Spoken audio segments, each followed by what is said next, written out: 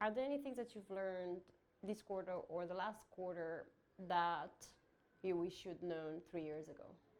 The digital demand gen market continues to evolve. I think Google is still, it has always been the best performing, paid media source. I think that is clearly continuing.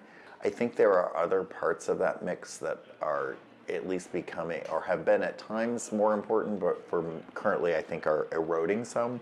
And I'll use Facebook and Instagram. The Meta properties have not been nearly as effective for us. I think you're seeing that in the performance of, they're losing. They don't have as many eyeballs. People aren't as engaged in those platforms as maybe they were 2 and 3 years ago. And I think we see that in terms of the effectiveness of our marketing. I love it on one hand because if you have certain verticals that you're targeting, people self-identify, and so I can serve up ads to dentists if that's to come through. At the same time, we're seeing those funnels perform a lot less effectively than maybe they did at one point in time. Continuing to go with, the Google and the paid media side. Content is big. I think we're also at a point of webinar overload and content overload, and so I think LinkedIn, unfortunately, LinkedIn is as a property is on the decline. The self-promotion that happens, every SDR posting every day about what they learned, quite frankly, it clogs your news feed. I literally used to pay attention to LinkedIn because there were more thought leadership there. It's not thought leadership anymore. It's just entirely self-promotion, and it has turned not only me off, but I speak for others who I know who, again, I don't really want anything to do with LinkedIn anymore. I think it's become a far less effective tool. I've never had great luck with LinkedIn from just core advertising. However, I have always been able to use it very effectively in the sales process, and I think it's becoming less effective over time as well. That change, you're just inundated. I think COVID made, I saw that the number of emails doubled during COVID in the course of a 12-month period of time that people were sending because there was no other way to get in touch with people. I think that has consequences, and so my email box is far more crowded. I don't have time to look at things. It's harder to get in touch. If you're trying to sell to me, it's much harder to get in touch with me than it was probably 3 years ago to get it, to have me. So how do people send to you? Right, exactly. What's the best way to people to yes. So I use my network strongly so for it's that. introductions from your network. It is going to be resources and solutions for my network that my network isn't going to suggest. So if I'm looking for a sales enablement tool, I'm going to reach out to 5 or 8 people that I have a lot of respect for and say, who do you use for this? They're going to provide me some lists, and that's going to narrow it down, and we're going to drive that decision ourselves. It's not going to be an SDR coming into me to try to get me to you get too many emails. Right. I think we're all I think email is, again, I think it's eroding somewhat in terms of the effectiveness. I'm not the only person who's going to say that. It's hard to get to my cell phone because there's numbers, but you can't, it's hard to get to this. So I think there's going to be an evolution around that. And so how do you get to decision makers on things? It's not as easy. So I think I think the jury's out about what's the best way to do that. Right now, again, we identify a need.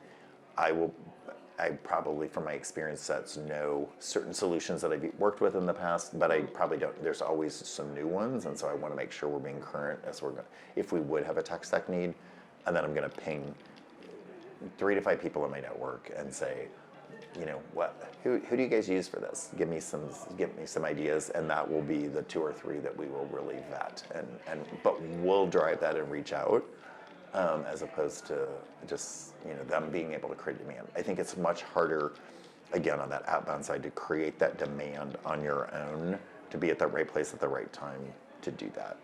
I'm a big believer in the power of networks and creating the kind of relationships that make us stronger as a community. Yep. Within your the CRO community, is there any tactic or method that you think people should start implementing right away to see efficacy in their funnel and accelerate their deals? I think this is a little bit more of an uncertain time. I think it's harder to try truly net new things where you can do some what I call R&D.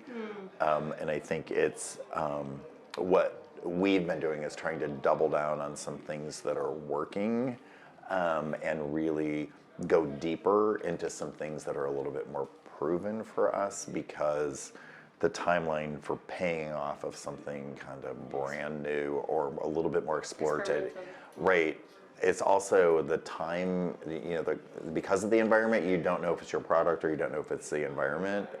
People will tell you, oh, it's just the wrong time. Is it? Is it? And when is the right time? And if that right time is 2 years from now, that time horizon is too long for me. I need to convert sooner. So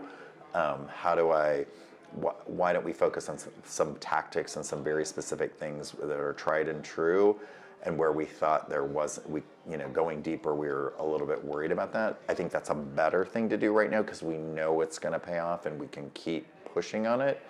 And so one thing that we are doing tactically is the product set that we have has actually been around for about 5 years. We have really been trying to grow it in the last couple of years, but we're really, we obviously have a lot of closed loss deals, former, deals that we didn't win. We're going back big and heavy on former people who were interested in us, didn't choose us at the time, but obviously because they have some awareness to get through to those people, back to our earlier point, to get to me as a net new, I don't know who you are, getting back in touch with people that you talked to before who may have chosen a different solution. They're a year or two into something else and they may be ready for a change. And we're seeing that pretty consistently. Say, yeah, this wasn't what I thought. I bought this. It didn't turn out quite the way I thought. And we're seeing quite a bit of, we literally just today had a really great win. And cheers, thanks. It was a deal that had talked to us 18 months ago. We went back to working the closed loss list pretty extensively. They had a change at the top. And so the new CEO didn't like the solutions that they had in place. And so but they were familiar with us. And so, yeah. It was not a cold audience. But it wasn't a cold audience. It was a new CEO, but it was a product that they had some interest in. They had made a different decision before. And so it ended up being, again, I think working some things like that, those aren't super expensive. You already have the leads. You already have all the contact information. It's cost effective to do that. But to work that much more diligently than maybe you would in a year ago where the economic times seemed a little bit more robust. Makes sense. Well, it was great to have you. Thank you. Thank you for coming and chatting with me. It was a pleasure, and I hope to get a chance to chat with you maybe in 6 months and see how things are progressing. Right. No, we are off some record quarters. It's exciting times, and I'm looking forward to continuing to build. And again, we're fortunate our product set really aligns well with that SMB and mid-market space. So we have every single month seen an increase, continuing in what we're doing. Always conscious of what's going on, though, and never take it for granted.